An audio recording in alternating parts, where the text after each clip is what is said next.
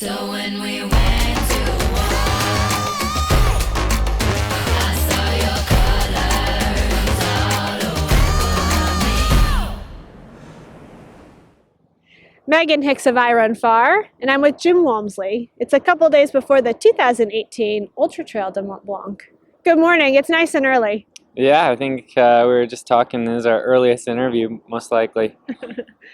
Are you a sleep-inner? You've already been up and run, though, today.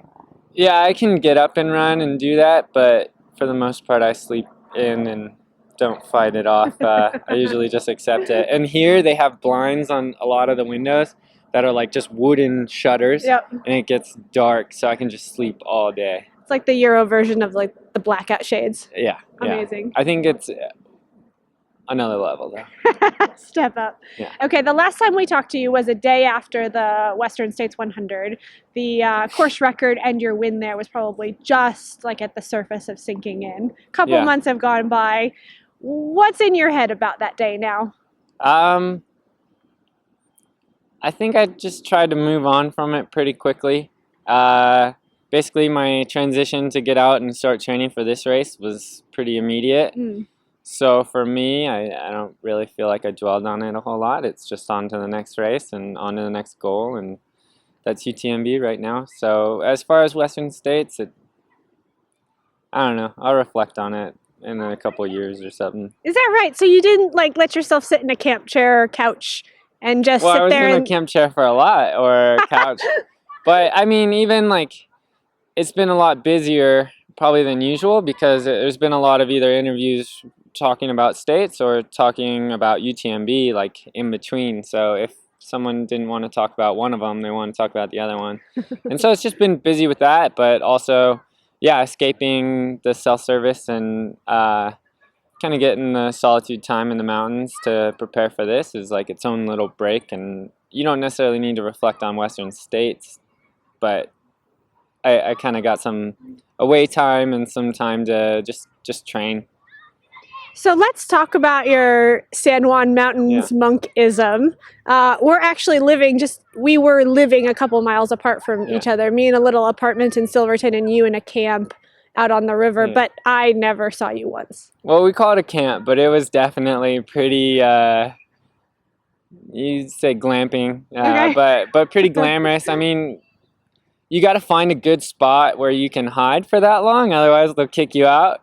Because you're not allowed to stay that long. The authorities. Yeah, but I think even like the Forest Service did come by when they still were just pulling the fire ban when we first got there. Because the nights were really cold when the fire ban was going on. But they came down and they checked things out and they're like, oh, this is sweet. You have a good camp. And because we had tarps and they're tied like all these different ways, and like we had them tied to the trees really like responsibly, where there wasn't any pressure on like the tree bark or anything. Like there was some thought into it and a lot of knots, and it looked pretty cool and kept us pretty dry. Yeah, which is important. But more or less, I was just trying to keep my head down and train a lot. Uploaded my runs most days, so I'd go into like I think I was a couple miles away from cell service, but yeah, it was a good break and nice to kind of get away from that. But also, when you kind of do pick up cell service, it's like, oh, I got to get on emails and do this or that. But at the same time, it's just as much pressure as you put on yourself. So if like I'm feeling a little overwhelmed, it's like, oh, sorry, I don't have cell service. Yeah, it's been, yeah. So you kind of use it to your advantage a little bit sometimes. Let's talk about the training that you did out there. Yeah. I think you upload most of your training to Strava. Yeah, it's all on Strava. Boy, that was a lot of volume.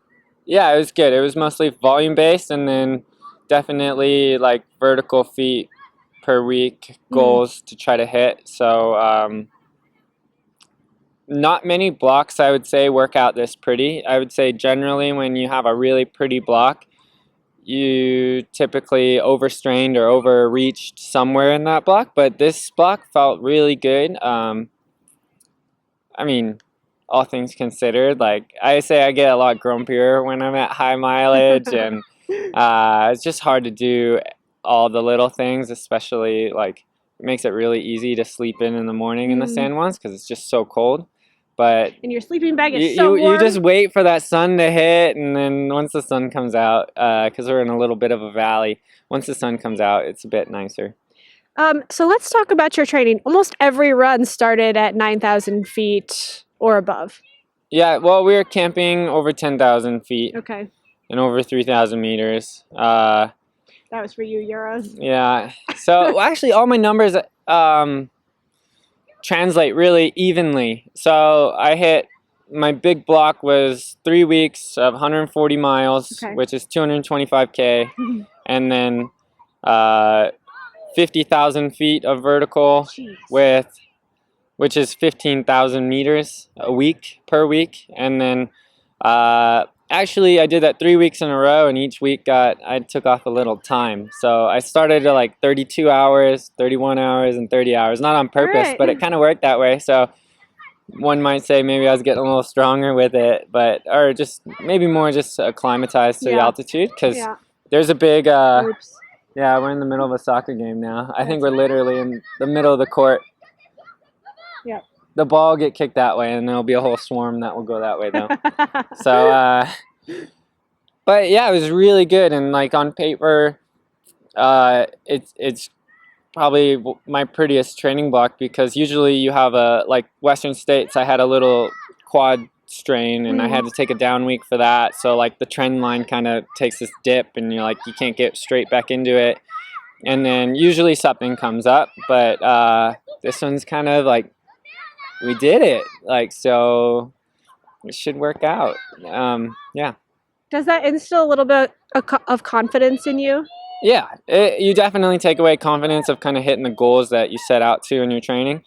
You don't have to really like compensate one way or the other in your head, so you can see the work that you've put in when you've hit those numbers. But at the same time, I had the same feeling last year of translating from your big volume training block into getting ready for like race sharp fitness.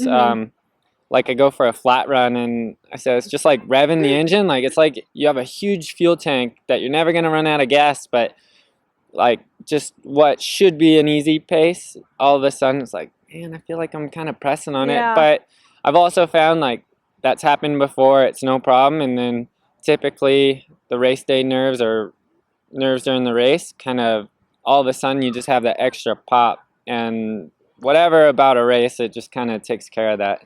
That seems to be something that neither you nor Zach Miller worry about. Both of you, lived and trained at high Yeah. altitude for this, but don't worry about the race day gears. Yeah, well, I would also say the top end fast gears come really naturally for me, for top end fast gears for ultra running. Ultra running. Like it's not We are standing like on I'm a track. doing, yeah, it's not like I'm doing much workouts to get those gears and that efficiency. It's like I've had that in my past quite a bit. So generally the pop comes right back, but there's not a whole lot you got to worry about depending on the race. If I was doing a shorter race, if I was doing a sharper race, I would say you work on like kind of the pointy end of the stick, and you do more workouts. But for a 20-hour-ish race, it's mostly volume based, and it's going to be mostly the decisions you make throughout the race that's going to be the result. The decisions during the race that lead to the result. Here we are at UTMB. You've been here before. This is now familiar territory for you. What's it like being back here as a person who's had the experience of going around the mountain once before? Yeah. It's a lot different than last year. Last year with the whole training block, I came out a lot earlier, and I was running around the mountain a lot to just learn it. And there was such a big learning curve to absorb all of that, and just having last year's experience of training for the race, and then actually doing the race, and then even trying again like kind of one more time later in the year at Diagonal Day Food, like even though that didn't work out great and I had my hiccups at UTMB last year, it's the experience and takeaway and the confidence of knowing that I've done it, it's not the first time, kind of goes into having the confidence to run more of my own race this year, no matter where that puts me. I think in such a long race, you have to focus on your efficiency. So it's not about running faster or slower, but you got to find your efficient pace and kind of stay in that zone, because it's so long. If you're not being efficient, you're gonna end up paying it back later. So having the confidence to run your own race with that experience is gonna, I think, pay a lot of dividends this year. Have you thought about what that actually like mechanically translates to at this race this year for Yeah. you? Well, so part of it is trying to slow my training down, and like part of why I like the trekking poles and racing or training with them is actually that I feel like I go slower with them. But They so do slow you down a little I bit. feel like I go slower, but my efficiency goes up. So it helps me two ways. It helps temper my pace a little bit, because otherwise I might be more likely to run something uphill more tempo wise, and you pay it back a little more. Downhill running for me is mostly the same, but the poles kind of get a different rhythm in it, and I think improve efficiency again. So, and then in the San Juans, I think the San Juans are actually slower mountains because of the altitude. Right. So, but you're getting a lot of, even though it's slower, I think you're getting more bang for your buck for the training because the breathing's harder. So that's why I really liked last year. That's what I wanted to do, and I kind of got talked into coming out here a bit earlier because I was basically the only guy trying to compete on the front end of the race that hadn't seen the course at all. Know the So course. it was really important for me to see the course last year. This year, I think I can visualize a lot of the course. So this year was more about just prepping my own fitness where I wanted to be, and that was up at higher elevation and big mountains, and kind of doing it more of an old school way, I guess. I've heard some people talk about, well, if the weather is good on Friday and Saturday, you're a favorite. If the weather is not good, you might not be a favorite. But like, let's be honest, you've seen some really crappy weather this year. Yeah. I think this year started in Spain, just going through a blizzard and multiple feet of snow. And it was weird because like each time you go up in the mountain, you get feet of snow, and then you come down and get runnable again, and then you go up, and everybody would just right back together. So that became more tactical. Here, you're not going to get feet of snow for sure. But the main thing is making the decisions, and the main difference probably this year that I have is putting together a better game plan of the outfit or outfits I'm going to change and wear, and trying to wear warmer clothes through the night. Keep your hands warm enough so you can keep eating. And I think last year I had a good nutrition plan for what I was doing, but I still kind of, when the night got cold, I kind of started spacing out and missing some nutrition, and you get behind, and then combined with the cold, it's a tricky place to be. So staying warm is definitely one of the keys this year, especially like the point in the race where things change a lot is kind of right around Grand Col Ferret when you're just dipping into Switzerland. So you got sunrise is coming. Yeah, sunrise is coming, but the coldest temperatures are also coming as you're descending in there. And yeah, definitely during the whole race, you got to be looking forward to that, because if, like last year, I think the plan was to try to start moving well there, and basically too many matches were burned before I got there, and it didn't go to how I had it on paper last year. But we'll see. There's one of the most encouraging things about last year's result is just I feel like I can improve the way I race so much.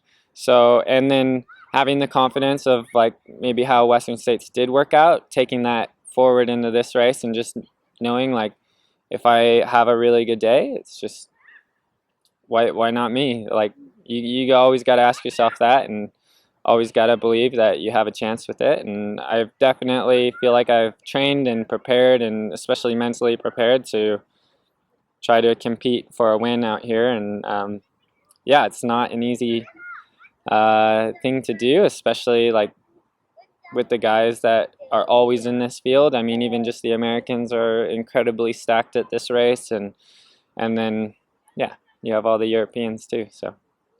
Well, to me, you seem a lot more chill and relaxed here in Chamonix this year than last year. I think the main thing is I actually like committed to having a calendar. So I have appointments, and it's like I can see it on paper, and it's like, all right, I'm not accidentally conflicting appointments or interviews, and then like just the schedule actually like really calms things down for me, so I can see it on my phone, not paper, but same thing of like I can see it, and helps me with my time management while I'm here. So as the races are bigger and there's more things to do, that's where time management skills, you need to step out of the box a bit and just do that. I mean, I have a lot of experience with like going to the Air Force Academy or I was being in gonna the Air say Force, the Air so Force is yeah. but I've imprint is also had the showing. luxury to kind of throw all that like under the rug for now. But I mean, I still learned a lot while I was there, and maybe those things are paying off in other ways. Using the time management and Yeah. organizational skills in your own way. Yeah, I mean, it helps a lot. It takes the stress down, and all of it's stress management. So whether it's training or racing, and it's dealing with the stress, so you gotta find a way to make it less stressful. My last question for you before you go on to your next appointment. Yeah. It's not like Chamonix is the gelato capital of the world. This is not where gelato was born, but Yeah. man, there's like 50 gelato There's places. a lot of gelato and there's a lot of pizza. It's a good place for me. I like both of those, and I'm a sucker for pistachio gelato actually. So I definitely am typically trying pistachio, and usually mix it in with mint. But there's Mint a lot and of places. pistachio. Yeah, I like it. All right. It's pretty good. I always put the mint on top of the pistachio, so it kind of melts in a Mint bit. first, Yeah, and then mint and pistachio combined second. a little bit, mostly pistachio. But that's my go-to. There's a lot of gelato places to try out here, so you kind of can get your own little concoction. And your favorite pistachio. Yeah, you definitely. I mean, I think what's funny is you go out for gelato at night and you end up running into all the Americans in line in the gelato line. Why Like, is it us that's you there? don't see them. You're not like you didn't meet up for a run that day. You didn't cross paths, and then like all of a sudden you're on like the same like 12-person line for gelato downtown. You're like, oh, you guys know the spot too, huh? To get your It's like competition for gelato. 600 calories of evening sugar. I like it. I think my go-to's been 3 or 4 scoops. Trois boules. Yeah, trois boules, s'il vous plaît. All right, Jim. Well, best of luck to you on Friday and Saturday, and we will see you around the mountain. Thanks, Meg.